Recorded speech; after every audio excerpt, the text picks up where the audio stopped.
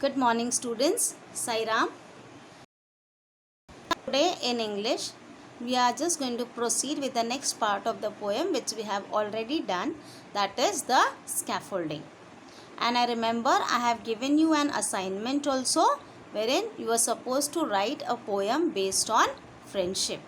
Yes, a poem which characterizes you and your friends. I hope by now everybody must have written the poem. Yes. So now let's proceed with the next part. We'll just do a recap of the poem in the form of a summary. Now what is the poet suggesting us? The poet suggests that relationships do not naturally exist but are built over a period of time. So no relationship naturally exists, but you built it, you make it more stronger over a certain period of time. Like when you and your friends spend time for a longer period, or you share your things, your likes, dislikes, then automatically your friendship turns to be more stronger. Your bond becomes more strong. Yes. Now the poet emphasizes the importance of trust between two people. So what is the poet giving more importance to?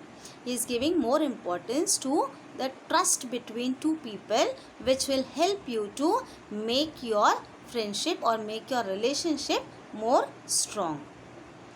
Now we'll go stanza wise what the poet wants to say.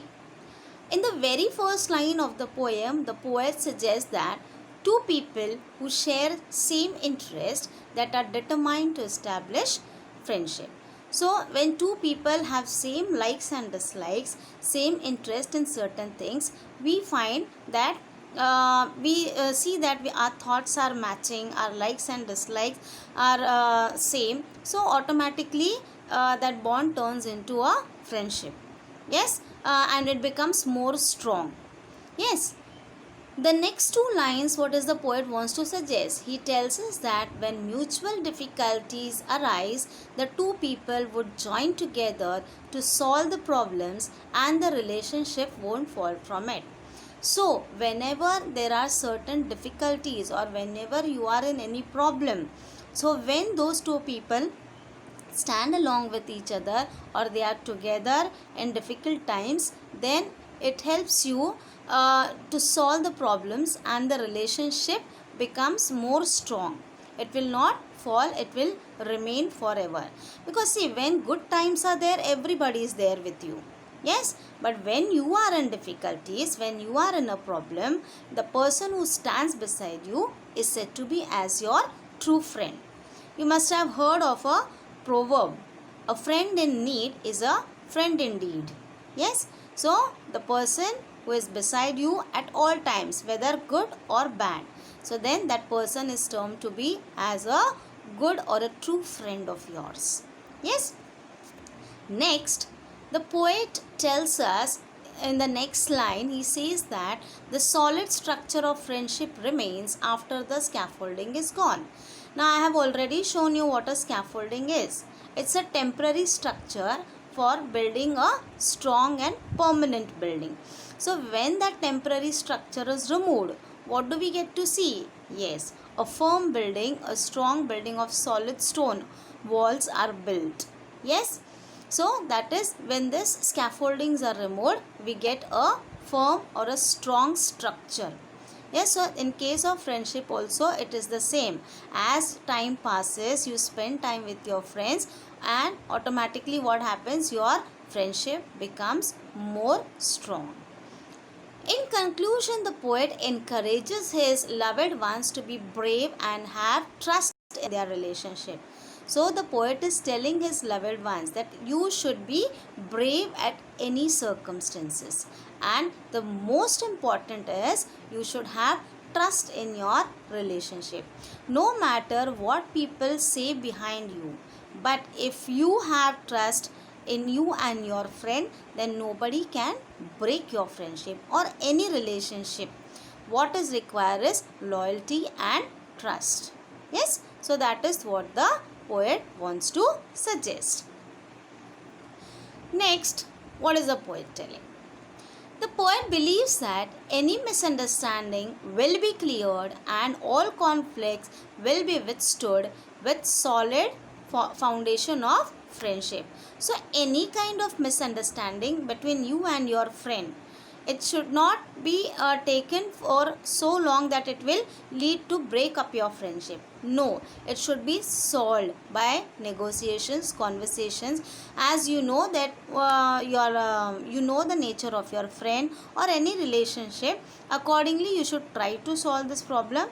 But if your bond is very strong, doesn't matter any kind of misunderstanding or any kind of misconceptions or anybody saying about you to your friend also will not matter, because you know each other very well. So it is not going to affect in any ways, right? Thus, the poet encourages the readers to solve the long-term relationship and cherish it with whole heart.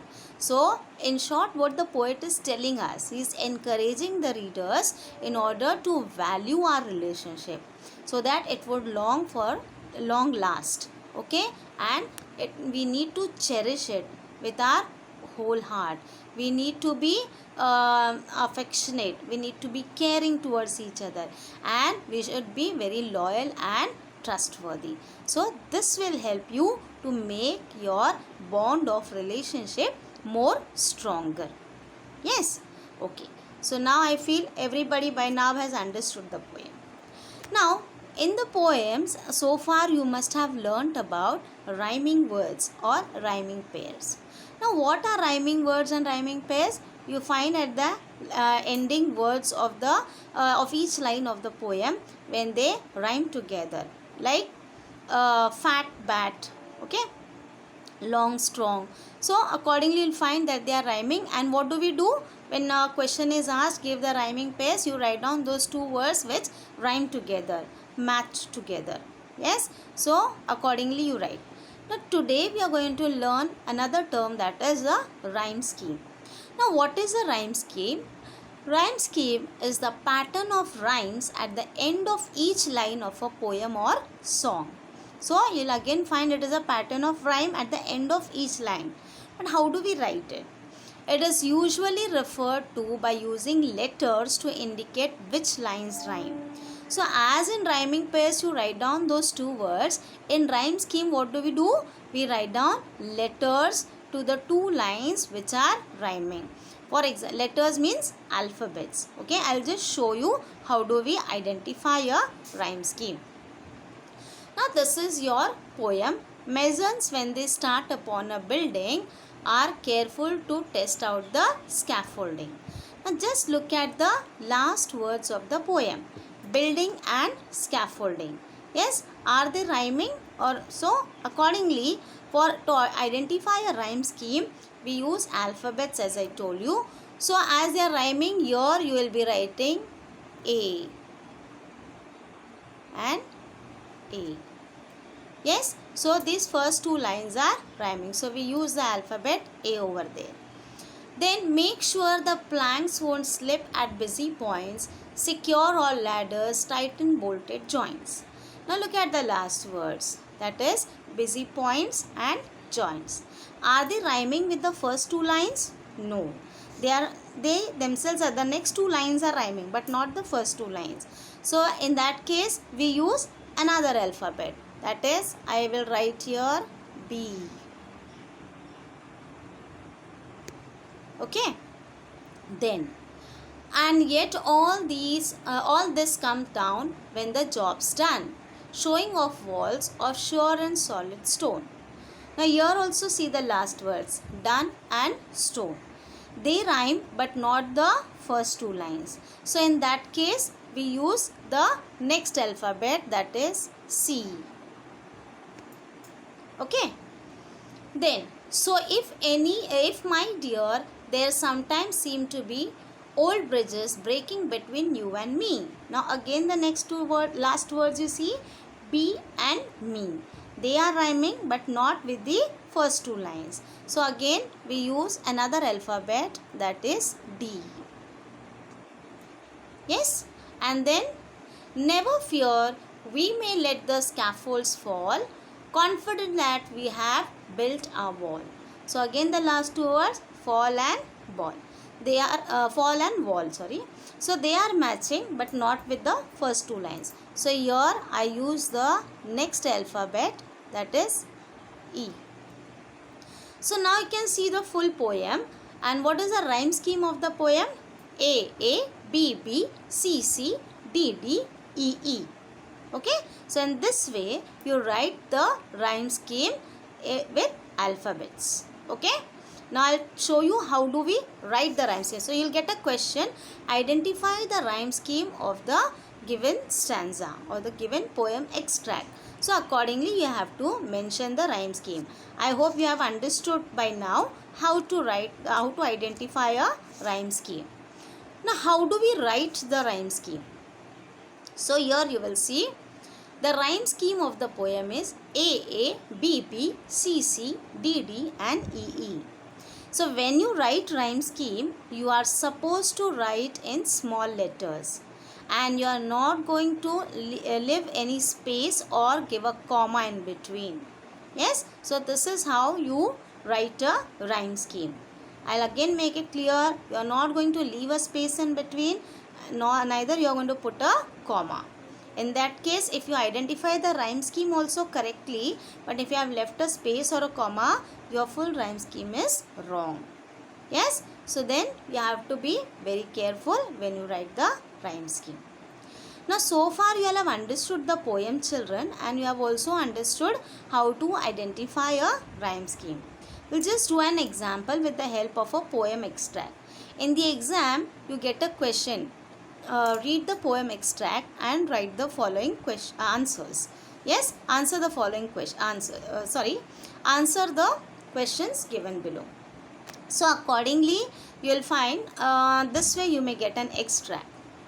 Yes. Now I have not taken the full poem. I have taken few lines from the poem. Right. So and yet all this comes down when the job's done. Drawing of walls of sure and solid stone. So if, my dear, there sometimes seems to be old bridges breaking between you and me, never fear, we may let the scaffolds fall, confident that we have built our wall. These are the lines from the poem and I have given you questions based on these lines. Okay, so let's see what are the questions. Why doesn't the speaker fear the breaking of bridges? So why doesn't the speaker fear? Because he is sure that the solid structure or a wall between the two friends has been built. Yes, the friendship has become more stronger now. What next? What does the speaker feel confident about? So what is he confident about? He is confident about his relationship and bonding with his friends. Yes. Then further, what happens to the scaffolding once the wall is built? So what happens to the scaffolding? Yes, it is removed. The scaffolding is removed. Identify the rhyme scheme used in the extract. So I have given you only those 6 lines of the poem and accordingly we have identified the rhyme scheme, that is A, B, B, C, C. Now previously when I showed you, it was a full poem. So I have started with A, B, B, C, C, D, D, E. Now here I have given you only 6 lines. So whichever extract is given to you and you are asked to identify a rhyme scheme, you are going to start with the first alphabet, that is A, from A onwards. Okay. So that you have to keep in mind. Don't get confused, children. And one more thing. Whenever any poem extract is given, even a prose extract, at that time when you are asked to write the answers, you are not just going to copy down the same lines from the passage or the poem extract, but you are going to frame them in your own words. Yes, otherwise you are going to lose your marks. So make a practice of writing the answers in your own words from the passage. Yes, so I hope now here we have finished with the poem.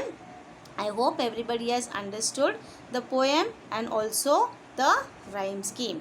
So, we'll stop here. Thank you, children.